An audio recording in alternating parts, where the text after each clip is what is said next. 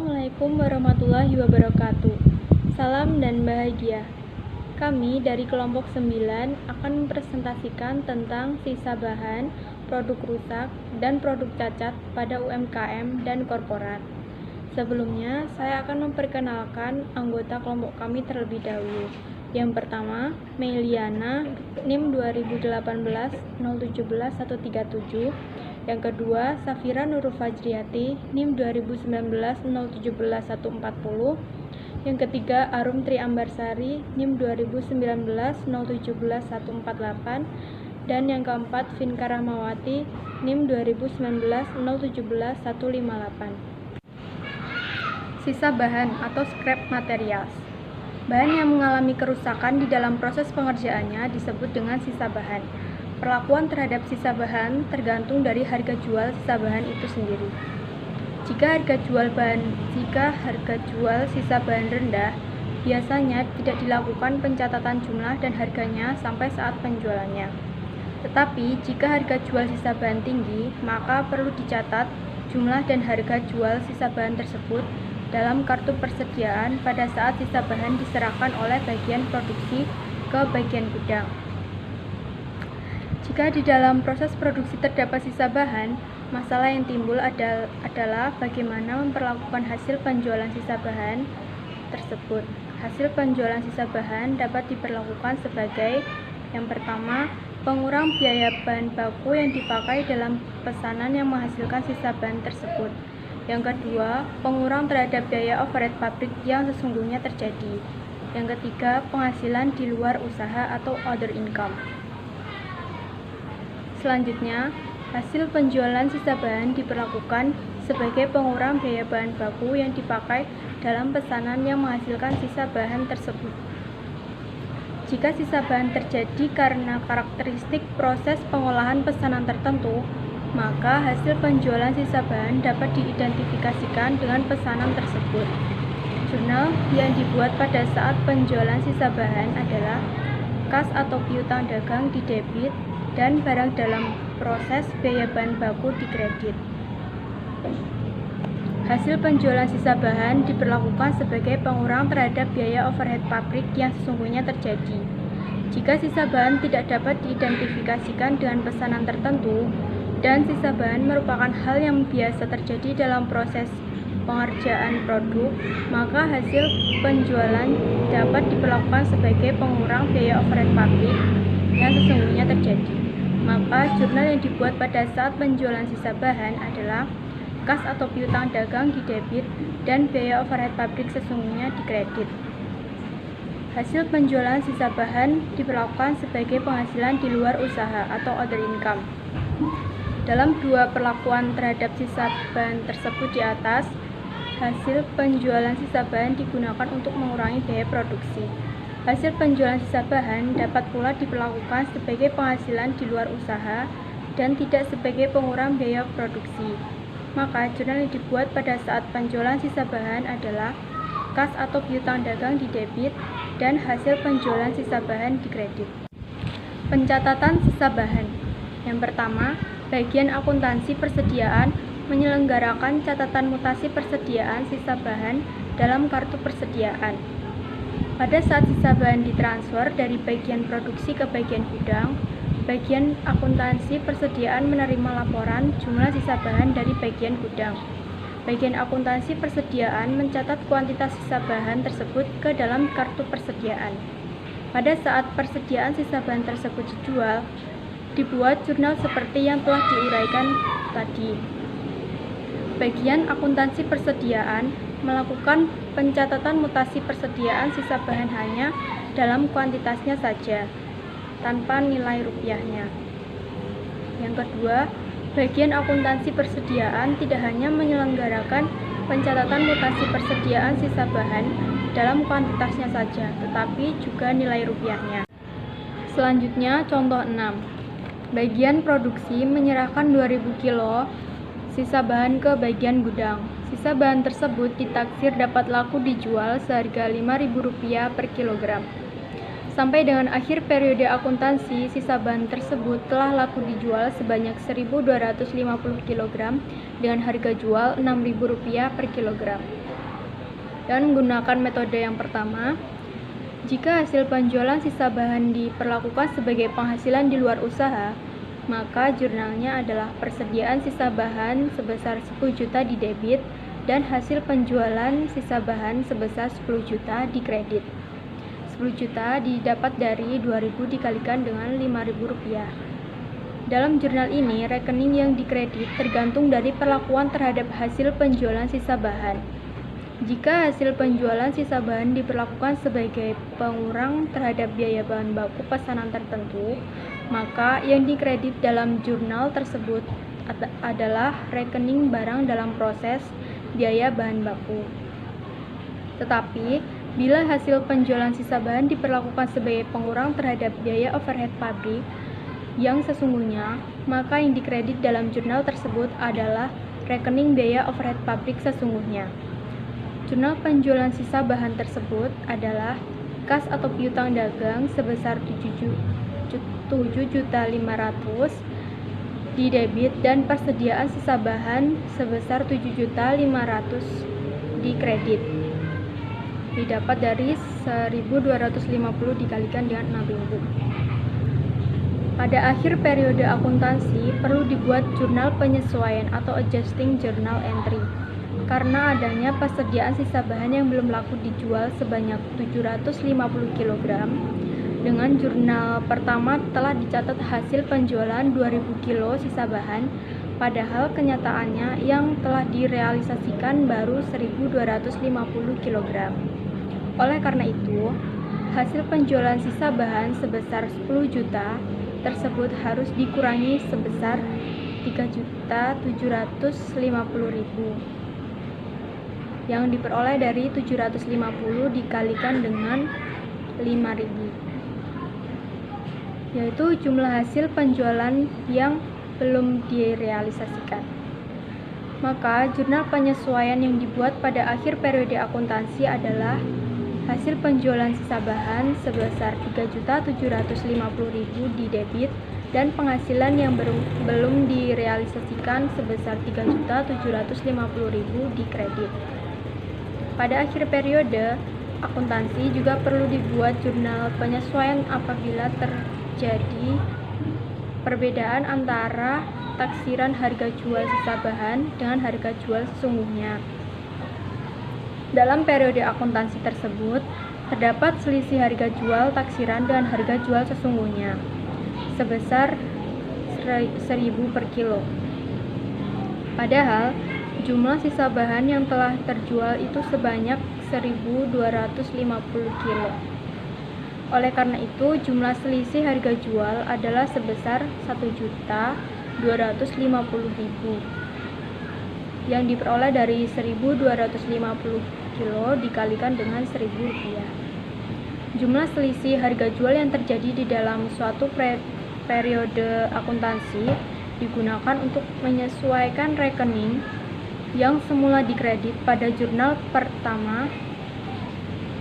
Jurnal penyesuaian karena adanya selisih harga jual adalah persediaan sisa bahan sebesar 1.250.000 di debit dan hasil penjualan sisa bahan sebesar 1.250.000 di kredit. Baiklah, saya akan melanjutkan yang dari slide 5 tadi,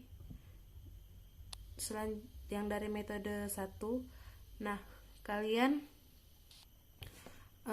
untuk melihat lebih lengkapnya atau lebih detailnya, ilustrasinya atau gambarnya itu ada di slide ke-6. Dan selanjutnya metode 2, jurnal penyerahan sisa bahan dari bagian produksi ke bagian gudang. Jurnalnya persediaan sisa bahan pada penghasilan yang belum direalisasikan sebesar 10 juta.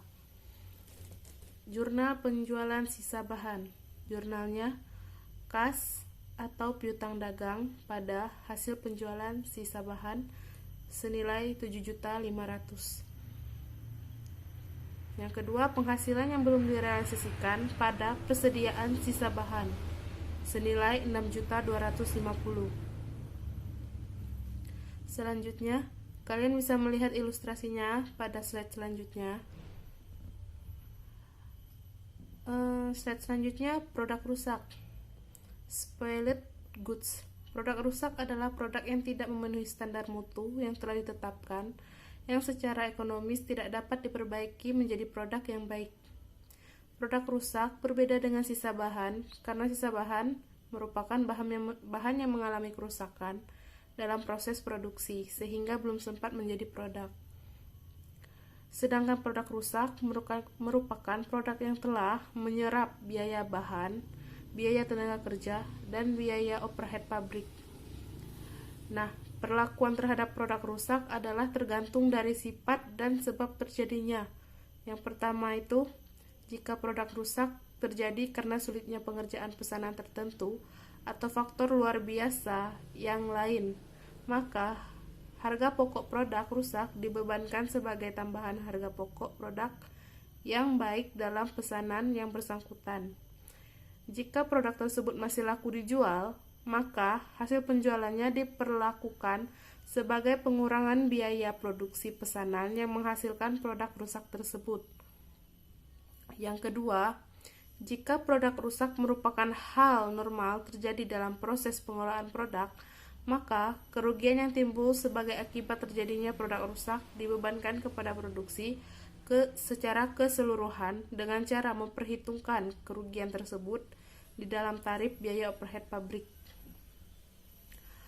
Oleh karena itu, anggaran biaya overhead pabrik yang digunakan untuk menentukan tarif biaya overhead pabrik terdiri dari elemen-elemen berikut ini.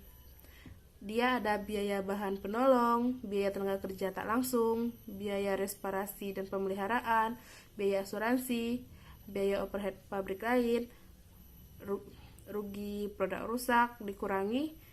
Itu rugi produk rusak itu hasil penjualan dikurangi harga pokok produk rusak pada biaya overhead pabrik yang dianggarkan. Dan tarif biaya overhead pabrik dihitung dengan rumus berikut. Tarif BOP sama dengan biaya overhead pabrik yang dianggarkan dibagi dasar pembebanan. Jadi tergantung nanti dasar pembebanannya berapa.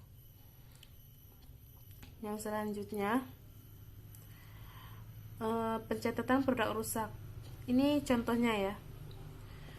Jadi contoh 7, PT Eliona Sari berproduksi atas dasar pesanan dalam bulan Januari 2007 misalkan. Perusahaan menerima pesanan pembuatan 1000 satuan produk A karena pesanan ini merupakan pesanan yang membutuhkan ketepatan spesifikasi yang ditentukan pemesanan, maka produk rusak yang terjadi dibebankan kepada pemesan ini. Untuk memenuhi pesanan tersebut, perusahaan memproduksi 1100 satuan produk A dengan biaya produksi sebagai berikut. Biaya bahan baku 75.000, biaya tenaga kerja langsung 175.000, dan biaya overhead pabrik dibebankan atas tarif sebesar 150% dari biaya tenaga kerja langsung.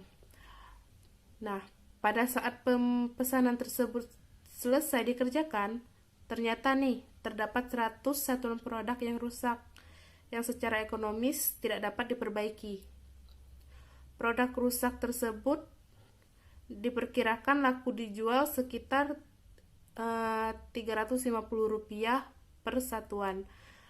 Jurnalnya untuk mencatat biaya produksi untuk mengelola 1100 satuan produk A adalah sebagai berikut.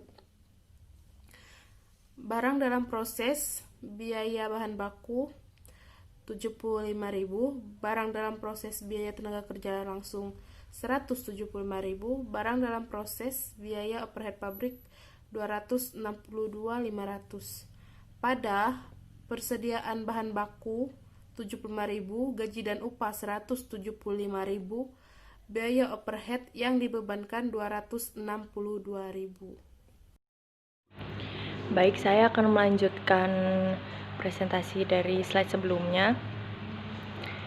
Seandainya 100 satuan produk rusak tidak rusak, maka harga pokok produk A adalah Rp466 per satuan, yaitu didapat dari 515.500 dibagi dengan 1.100 unit.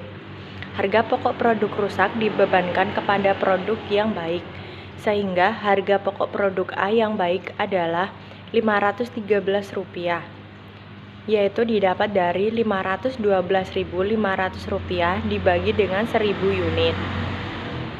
Jika produk rusak tersebut masih laku dijual, maka hasil penjualan produk rusak dikurangkan dari biaya produksi yang seluruhnya telah dibebankan kepada produk yang baik.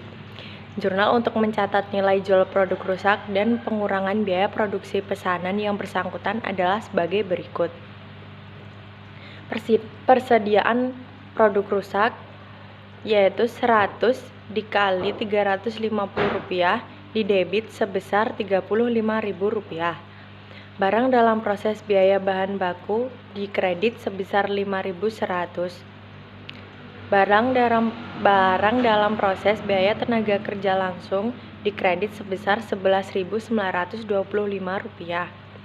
dan barang dalam proses biaya overhead pabrik dikredit sebesar Rp17.925.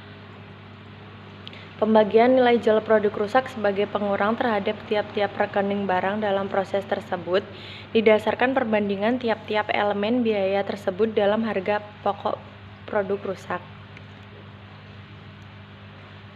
Gambar 2.22, yaitu pembagian nilai jual produk rusak. Elemen harga pokok produk, biaya bahan baku dengan total biaya produksi Rp75.000, biaya persatuan Rp75.000 dibagi 1.100 unit yaitu Rp68. Kemudian harga pokok produk rusaknya sebesar Rp6.800. Rp6.800 tadi biaya persatuannya dikali dengan 100. Untuk biaya tenaga kerja langsung, total biaya Rp175.000, biaya persatuan Rp159, harga pokok produk rusak Rp15.900. Biaya overhead pabriknya total biaya Rp262.500, biaya persatuan Rp239, harga pokok produk rusak Rp23.900. Kemudian nilai jual produk rusak dibagi dengan harga pokok produk rusak. Jadi total nilai jualnya itu kan Rp35.000. Kemudian total harga pokok produk rusaknya Rp46.600. Nah, itu dibagi nanti hasilnya 75%. Pembagian nilai jual produk rusak adalah sebagai berikut. Barang dalam proses biaya bahan baku 75% dikali dengan Rp6.800, yaitu hasilnya Rp5.100. Barang dalam proses biaya tenaga kerja langsung 75% dikali dengan Rp15.900, hasilnya Rp11.925. Barang dalam proses biaya overhead pabrik 75% dikali dengan Rp23.900, hasilnya Rp17.925 dan jumlahnya Rp34.950. Namun jumlah yang seharusnya itu kan tadi kan 35.000. Kenapa hasil yang di sini itu 34.950? Soalnya nanti biar bisa disesuaikan. Jadi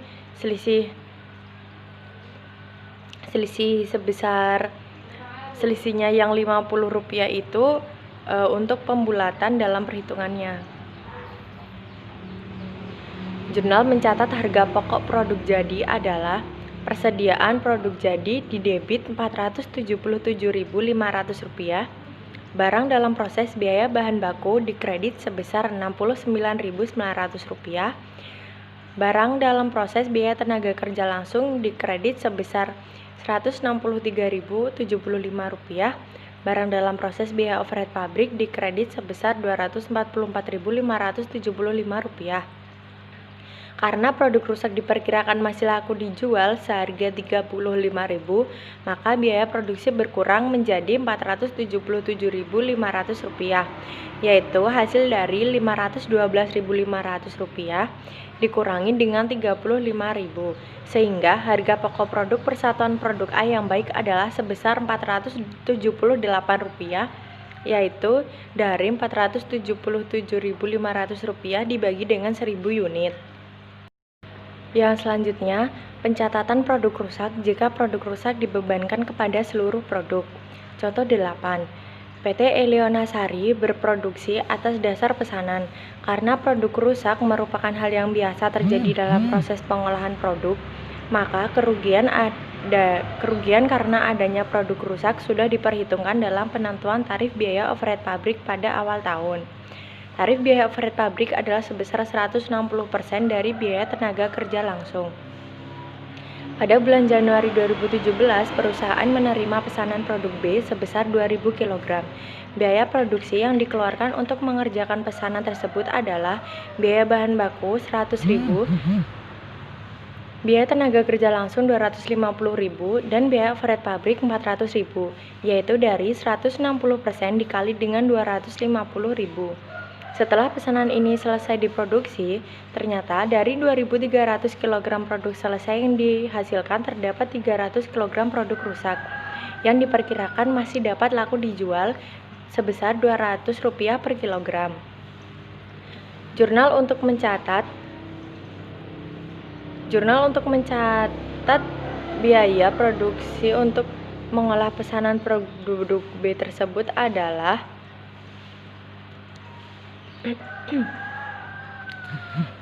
barang dalam proses biaya bahan baku sebesar 100.000 didebit barang dalam proses biaya tenaga kerja langsung dikredit 250.000, barang dalam proses biaya overhead pabrik didebit 400.000, persediaan bahan baku dikredit 100.000, gaji dan upah dikredit 250.000, dan biaya overhead pabrik yang dibebankan dikredit sebesar 400.000. Karena dalam tarif biaya overhead pabrik telah diperhitungkan kerugian produk rusak, maka berarti seluruh produk yang diproduksi akan dibebani dengan kerugian karena adanya produk rusak tersebut. Oleh karena itu, kerugian sesungguhnya yang timbul dari produk rusak didebitkan dalam rekening biaya overhead pabrik sesungguhnya. Dalam contoh ini, kerugian karena adanya produk rusak dihitung sebagai berikut. Nilai jual produk rusak 300 dikali Rp200, hasilnya Rp60.000.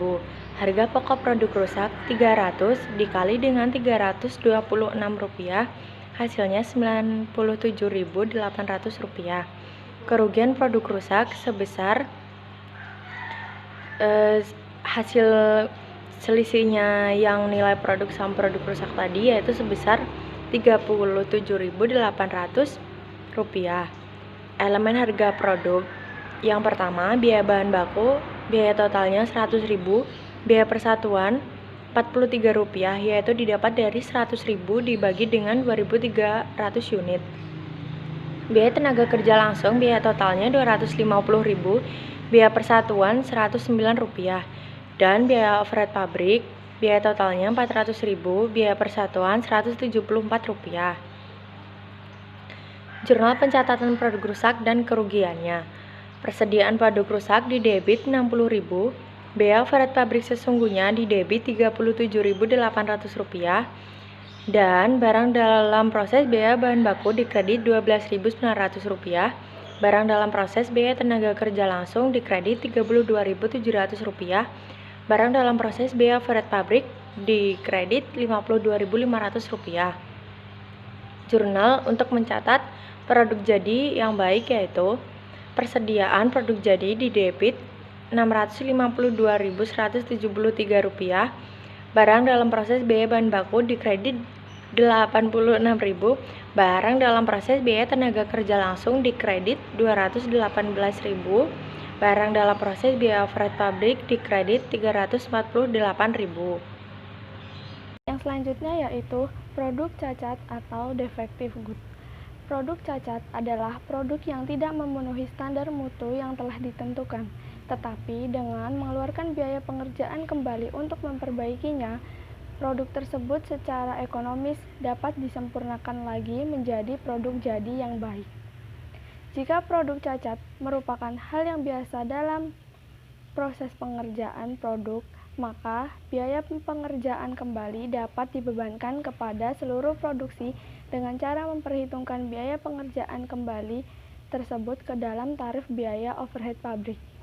Biaya pengerjaan kembali produk cacat yang sesungguhnya terjadi didebitkan dalam rekening biaya overhead pabrik sesungguhnya. Pencatatan biaya pengerjaan kembali produk cacat jika biaya tersebut dibebankan kepada pesanan tertentu. Pada contoh 9, PT Rimedi menerima pesanan 100 satuan produk X.